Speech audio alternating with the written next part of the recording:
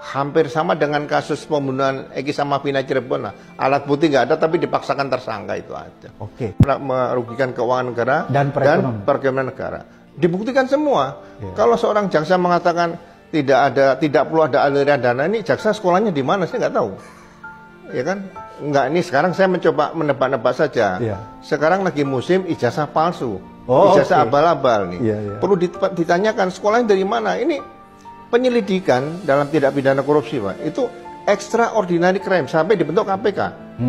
Kalau seorang jaksa sebagai penyidik tindak pidana korupsi bicara seperti itu, menurut saya perlu diragukan sekolahnya di mana. Kalau saya itu dulu, kalau sudah berani menangkap dan menahan Tom Lembong, berarti jaksa sudah pernah memeriksa satu Menko Ekuin, kemudian bea cukai.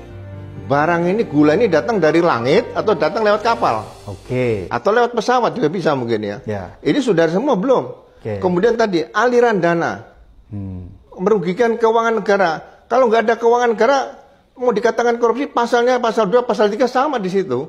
Masa dia ada pengecualian kalau Tom Lembong tidak usah ada aliran dana? Kan aneh di sini. Situ aja menurut saya. Sangat banyak keganjilan kalau jaksa sekarang mulai kewalahan menjawab tidak perlu ada aliran dana. Masyarakat menanyakan, kok nggak ada aliran dana? Loh, ini bukan asal tanya, asal jawab, bukan. Jelaskan secara hukum tadi.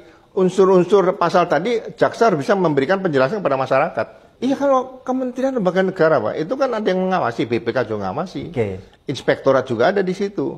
Jadi jaksa jangan memaksakan kepanjangan kuku-kukunya nancep ke semua kementerian supaya takut. Ya kan? Saya melihat di sini, di depan kelihatannya jaksa itu wah, kencang sekali nih, nggak takut. Tapi endingnya kelihatan mulai ketakutan. Jadi kelihatannya Kejaksaan Agung banyak membongkar kasus awal-awalnya heboh, tapi endingnya nggak jelas. Nggak ada yang asuransi mana, Asabri, Jiwasraya segala itu. Aliran dananya mengalir sampai ke laut itu nggak pernah kelihatan. Ya kan? Kan aneh, timah. Berapa yang terlibat nggak diperiksa. Seperti itu. Jadi kasus menerima 27 miliar Menpora itu. Ya kan?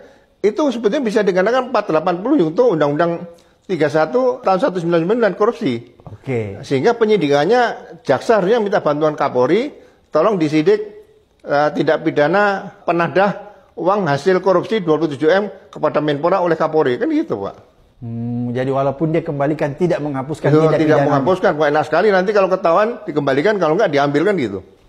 Sangat banyak muatan politis di situ daripada muatan politik hukumnya. Apakah kalau menurut Pak Ugro lihat, Tom Lembong ini dijadikan tersangka karena dia menjadi bagian di masa lalu di timnya Anies Caimin ya?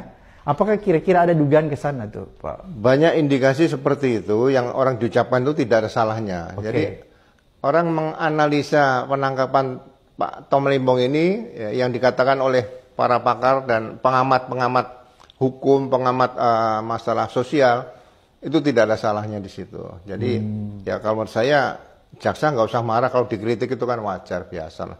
Kalau nggak mau dikritik ya jangan berbuat, tidur saja di rumah, kan gitu aja. Ya, praduga tak bersalah juga tidak digunakan, persamaan di depan hukum tidak sama. Kalau memang mau ya diperiksa semua menterinya, dipanggil dulu aja, nggak usah dipasang rompi merah atau oranye kemudian diborgol. Jadi biar ini suatu pembinaan dalam suatu sistem supaya tidak merugikan keuangan negara ke depan nanti. Jadi banyak edukasi nih. Nah, jadi semua menteri dipanggil bagaimana waktu mereka memberikan izin untuk impor tadi, mekanisme bagaimana. Kalau udah sama berarti ada pola yang salah, bukan yang dilakukan oleh satu menteri. Dan menteri kan ini bukan menteri yang sampai puluhan tahun, yang di bawahnya kan juga pasti stafnya memberikan saran di situ semuanya. Ini proses biasa dalam hal impor gula rafinasi menurut saya seperti itu. Dan ini kan kalau kita lihat Tom Lembong menjabat Menteri Perdagangan itu kan tidak lama juga, singkat ya, dibandingkan 11 bulan kalau salah ya, dibandingkan dan menteri-menteri lain. Pertanyaannya kemudian muncul, kenapa Tom Lembong, kenapa bukan Menteri Perdagangan lain yang lebih lama menjabat di Kementerian Perdagangan itu ya? Dan atau pertanyaan kemudian muncul, kenapa bukan Menteri Perdagangan yang mengeluarkan impor itu jauh lebih besar ya kuotanya daripada zamannya Tom Lembong? Kira-kira seperti itu, Pak Ugro.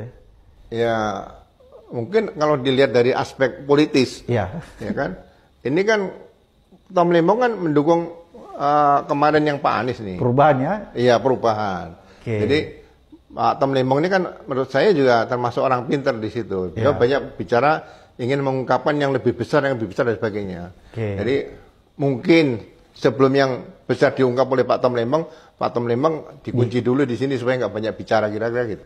Hampir sama dengan kasus pembunuhan Eki sama Vina Cirebon lah. Alat bukti nggak ada tapi dipaksakan tersangka itu aja. Ada terdakwa. Berarti kalau begitu konsekuensinya bisa berat di kemudian hari Pak Ugro ya. Misalnya gini, kalau nanti Tom Lembong ternyata bisa membuktikan sebaliknya di pengadilan bahwa dia tidak bersalah, pukulan apa yang terjadi bagi pemerintah ini, bagi kejaksaan lah? Selama ini kalau misalnya sidang terus bebas murni juga nggak ada efeknya, malah bisa naik jabatan karena berani melaksanakan perintah tadi. Jadi menurut saya saran sebaiknya Pak Tom Lembong ini pra-peradilan saja. Dibuka bagaimana alat bukti yang dihadirkan jaksa di situ, dan itu debat antara pengacara sama jaksa nanti di pra-peradilan di situ. Masyarakat lebih teredukasi dengan cara seperti itu tadi. Kasus-kasus yang dijatuhkan kepada Pak Tom Lembong ini diuji coba di pra-peradilan. Alat buktinya kuatnya di situ. Kalau memang tidak kuat, ya berarti ada kelemahan di sini kalau jaksa jadi penyidik tindak pidana korupsi di situ. Jadi harus belajar ke KPK atau belajar ke polisi lagi.